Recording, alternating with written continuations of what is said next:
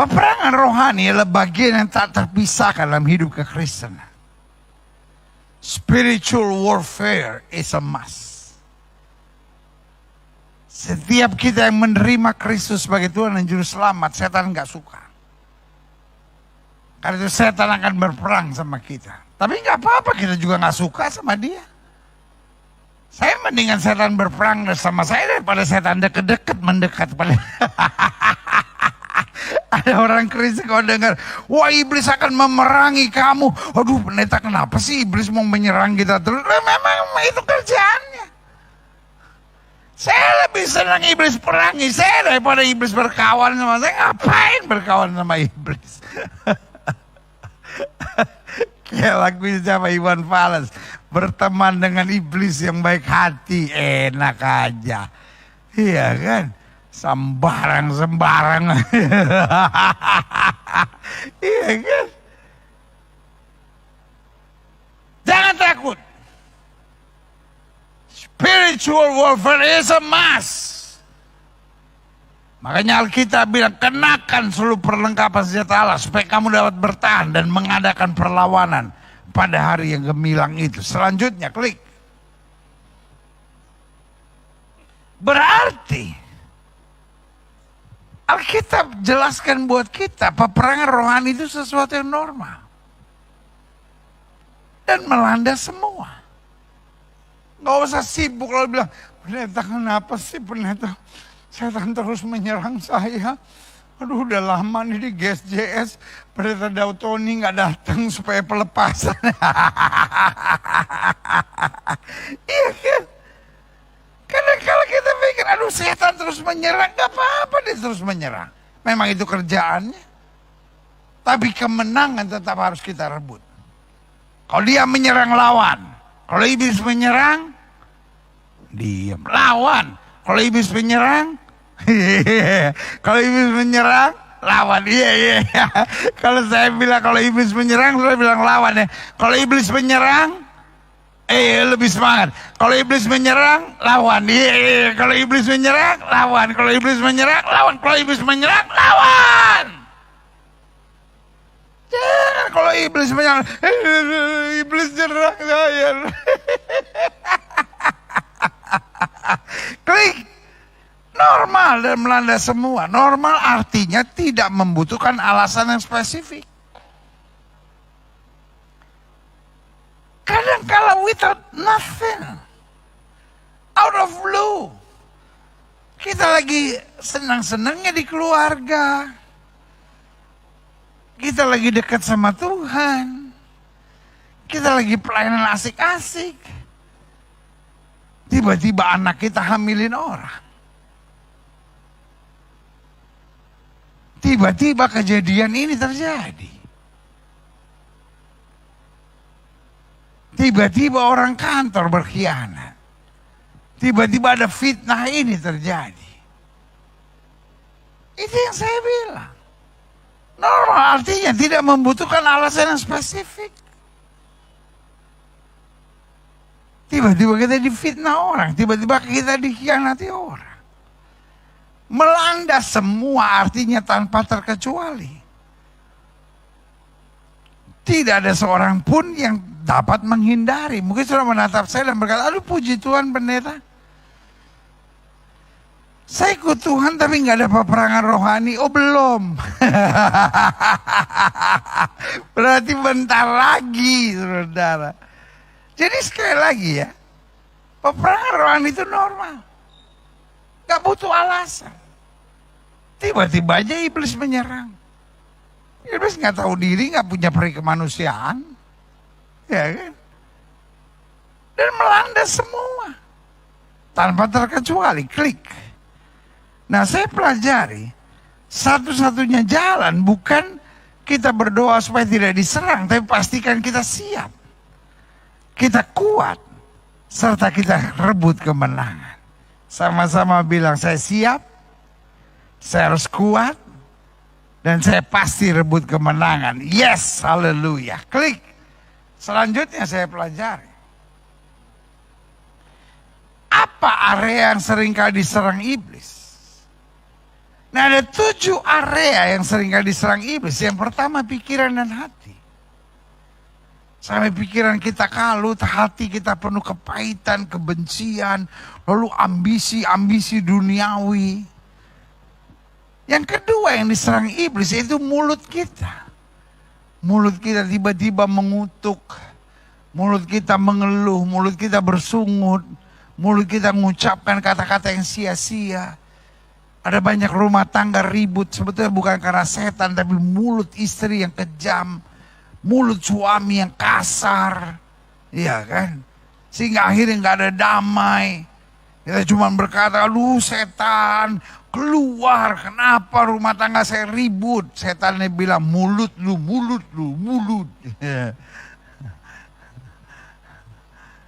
Congore. Orang Surabaya kalau ngomong, congore. Iya kan? Iya kan? Jadi area yang seringkali diserang iblis, pikiran dan hati, 2 mulut, 3 karakter. Sampai kita tuh, orang itu arogan gitu, sombong. Karakter kita nggak mau berubah gitu. Kita Kristen, kita ke gereja. Tapi karakter kita tuh benci gitu, dendam. Lalu iri. Lalu kemudian pelitnya minta ampun gitu ya kan. Selanjutnya kesehatan kita.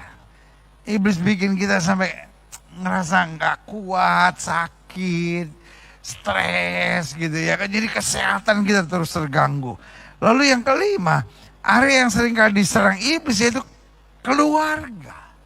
Rumah tangga ribut, istri selalu nuntut, nggak bisa bersyukur, suami berkhianat, nggak bisa jujur gitu, selalu buat penipuan tertentu gitu ya kan.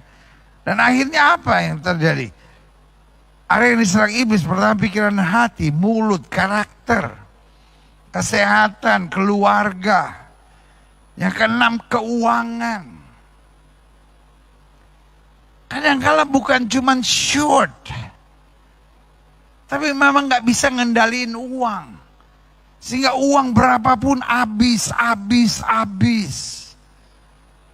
Nggak pernah bisa bersyukur.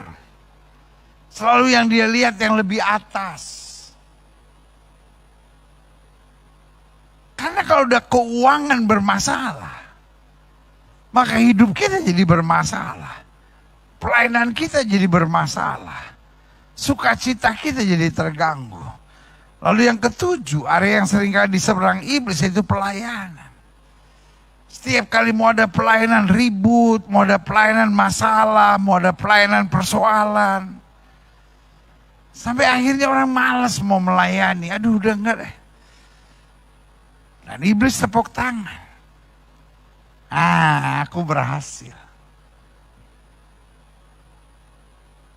Dicintai Yesus, dia gak berbuat zina, gak berbuat apa, cuman dia udah malas pelayanan. Karena setiap kali mau pelayanan ada aja keributan yang setan buat. Karena itu yang saya bilang, ada 7 area yang sering kali mudah diserang iblis, yaitu pikiran dan hati, mulut, karakter, kesehatan, keluarga, keuangan, dan pelayanan. Klik. Selanjutnya saya pelajari. Tapi pada saat yang bersamaan, izinkan saya bagi 7 kunci kemenangan buat saudara. Bagaimana kita menang atas serangan-serangan iblis atas 7 area itu. Yang pertama, sadari kita sedang ada dalam peperangan rohani. Dan kita harus kuat menguasai diri dan tenang. Sadari aja. Oh ini peperangan rohani. Peperangan kita bukan melawan darah dan daging. Mungkin sudah merasa, aduh kok istri saya hari-hari begini ya. Kok suami saya hari-hari begini ya? Kok menantu saya begini ya? Kok mertua saya begini ya? Kok situasi hidup begini? Ingat, ini peperangan rohani. Musuh saya bukan manusia. Musuh saya bukan peperangan. Peperangan saya bukan melawan darah dan daging. Daging dan darah jangan saya benci. Daging dan darah jangan saya lawan. Daging dan darah jangan saya bentak, jangan saya maki. Tapi saya ikat rohnya. Saya ikat kuasa di dalamnya. sadari, oh ini peperangan rohani. Saya harus kuat, saya harus menguasai diri dan tenang. Di saat seperti itu, jangan balas dulu. Walaupun kadang-kala kata-kata nyakitin, kata-katanya melukai, kita ingat, kita serahkan ke salib. Kita berikan kepada Tuhan, karena kita tahu, oh ini peperangan rohani. Iblis mau kacauin semuanya. Tapi saya harus menang, karena kuasa kemuliaan Tuhan ada pada kita. Haleluya. Yang kedua, jadi kunci kemenangan pertama, sadari kita sedang dalam peperangan rohani. Dan kita harus kuat, menguasai diri dan tenang. Serahkan semuanya pada Yesus. Karena Alkitab bilang peperangan kita bukan melawan darah dan daging. Tapi iblis bisa pakai darah dan daging. Jangan lawan darah dan dagingnya. Tapi ikat kuasa roh yang mengikat dan membelenggunya itu. Yang kedua, pekalakan suara Tuhan untuk merubah hal-hal yang perlu dirubah dalam hidup kita. Karena dalam hidup ini ada dua hal. Ada hal-hal yang bisa dirubah dan ada hal-hal yang tidak bisa dirubah. Hal-hal yang tidak bisa kita rubah, kita harus bersyukur. Kita harus hadapi. Tapi hal-hal yang bisa kita rubah, kita minta hikmat Tuhan untuk merubahnya. Untuk memampukan kita untuk merubah. Jadi kita harus pekakan suara Tuhan. Kadang-kala suara Tuhan bilang, ya kamu juga masih harus berubah. Kadang-kala suara Tuhan berkata, udah kamu tenang. Ada hal-hal yang kamu gak bisa rubah di sini. Tapi kamu tenang aja, sabar aja, kuasai. Nah ini dia. Dalam peperangan rohani jangan biarkan emosi yang meledak. Dalam peperangan rohani jangan logika yang bermain. Kita bisa sakit hati, bisa kecewa, bisa berontak, bisa akhirnya halalkan segala cara. Tapi yang harus bermain adalah kepekaan akan tuntunan roh. Roh Kudus akan ingatkan kita, kamu sabar dulu. Ini adalah peperangan rohani. Tapi Tuhan akan mengadakan pembelaan yang luar biasa. Haleluya. Yang ketiga, hiduplah dalam iman. Sampai selalu isi pikiran dengan hal-hal yang membangun dan menjadi berkat. Jadi maksudnya gini. Kadang-kadang dalam peperangan rohani. Kita seperti kayak ngadepin kegoncangan. Kita seperti kehilangan banyak hal. Tapi iman kita bersaksi kepada kita. Ayub jelas-jelas peperangan rohani. Out of blue dia kehilangan segala-galanya. Itu baru dari soal hartanya. Tapi serangan iblis juga pada keluarga. Istrinya tiba-tiba bilang, kutuki Allah dan matilah. Saudaraku,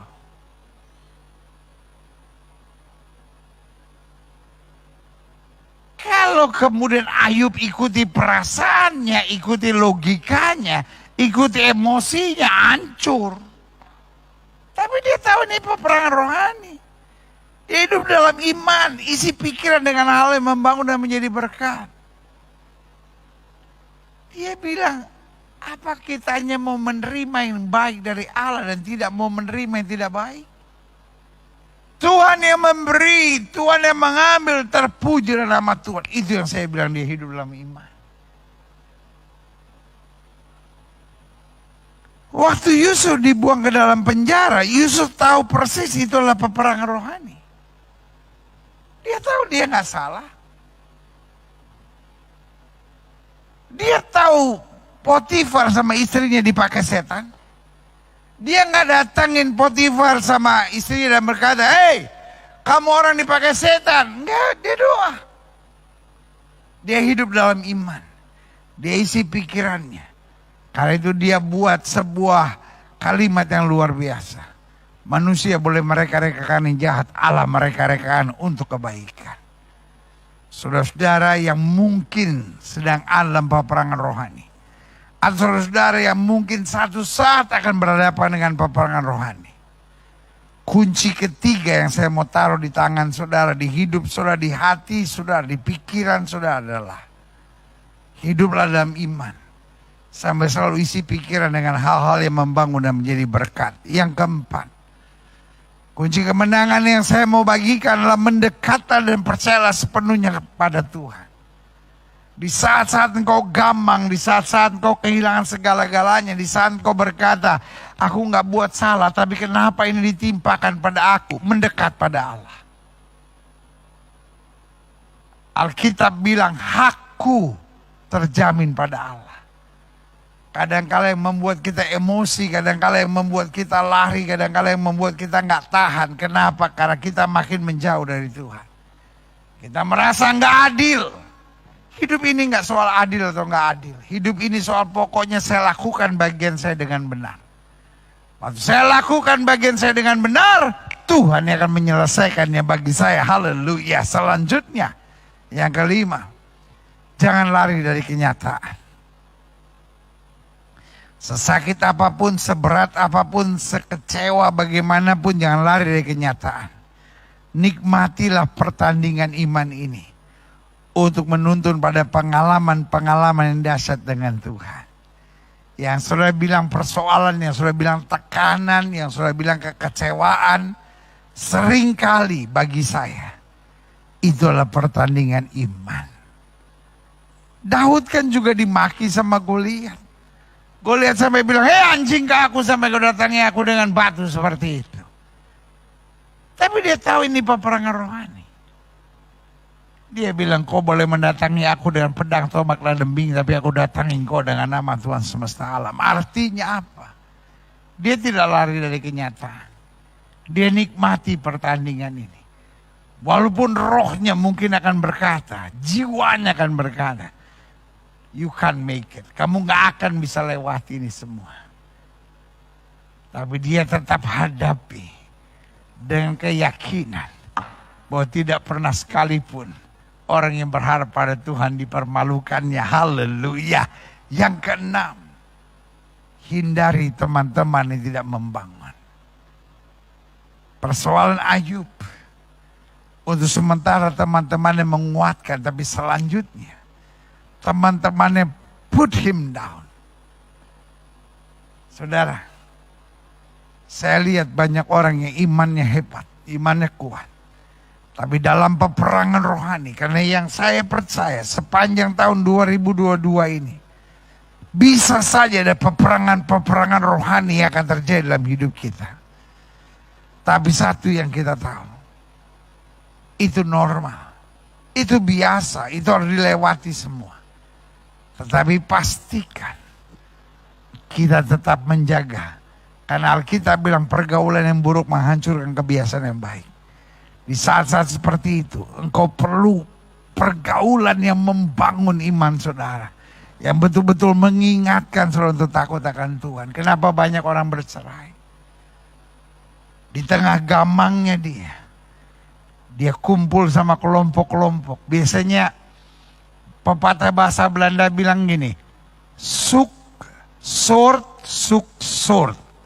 Jadi yang sejenis akan mencari yang sejenis.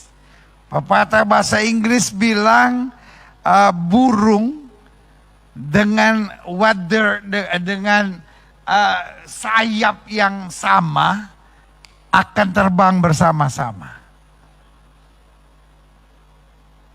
Biasanya kita kalau lagi kepahitan, kumpul sama yang kepahitan gitu. Lalu membentuk barisan, namanya barisan sakit hati.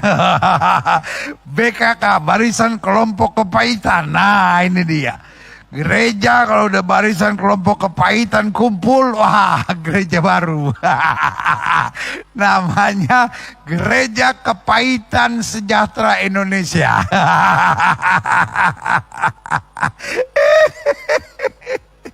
Iya kan, di saat-saat itu. Kenapa banyak orang akhirnya pahit jadi bercerai? Karena kumpul sama kelompok-kelompok yang mengiyakan perceraian. Tapi ada orang punya pengalaman yang bahkan lebih pahit dari itu. Tapi dia kumpul sama teman-teman yang ngajaknya doa. ngajaknya persekutuan, ngajaknya nyembah Tuhan, dapat kekuatan, mujizat dan pemulihan terjadi. Dan yang ketujuh, yang terakhir, banyak bersyukur, memuji dan memuliakan Tuhan. Dalam peperangan rohani kadang-kala kita doa juga nggak tahu mau minta apa. Yang ada cuma kita rasa hancur, yang ada kita cuma rasa habis semuanya.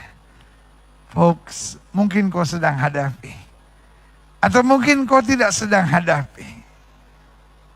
Tetapi satu saat di tahun 2022 pasti engkau akan menghadapinya.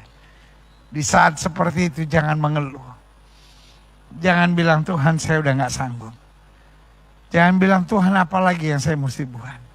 Sudah, gak usah ngomong apa-apa. Nyembah Tuhan aja. Memuji Tuhan aja.